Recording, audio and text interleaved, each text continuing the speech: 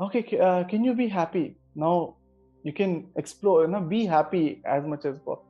Now that bliss, we wanted to see your bliss levels.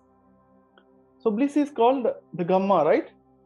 Gamma is starting from 30 to 200. They said beyond 200, the scientists did not even see. Gamma is usually, they say, 30 to 150, probably like maximum 200 it could go. They're having theory. That's all. They never saw. But these persons, the scientists, these enlightened persons from Dalai Lama, they were going to more than 200. So lambda, that's called more than 200 plus levels of heads. So that's amazing miracle again. They said that, okay, shall we be in bliss? Then they said, yeah, you can be in bliss now. Can you? Usually, bliss cannot be controlled by the normal human beings.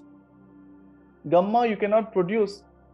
Usually normal people cannot come. Okay, how can one person be happy at their will, at own willpower, and so much happy, jumping joy? Every cell is jumping with the happiness. That's called gamma, ultimate bliss, right? So that's like, even if anybody can reproduce to 30 or 40 itself is as a very rare. Out of 1,000 people or 10,000 people, one person can touch that 30 or 40 level of gamma. But what happened is, these meditators, the enlightened beings, they are doing their compassionate meditation. So with the compassionate meditation, what happens is, they are sending all their love and joy and compassion to all the beings of the universe. Then what happens is, when you're giving, the happiness is there, right? So they are giving profoundly ultimate love and compassion. The meditation energies they are sending to the universe, and feeling that Sarve Jana Sukhino Bhavantu. They are feeling profoundly. Then automatically they are in a complete bliss. They found that they are going to, the brain wave frequency is going to 200 plus hertz. That's called, they're in ultimate bliss.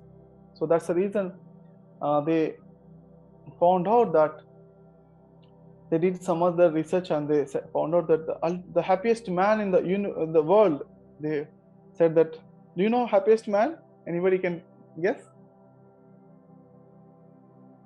So they researched using functional MRI machine. So in the brain portion, certain portions, they represent the happiness ratio, happiness also. When you are happy, that particular brain part is active.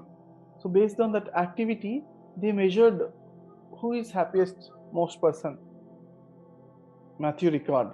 Okay, so he's the most happy, world's happiest most person.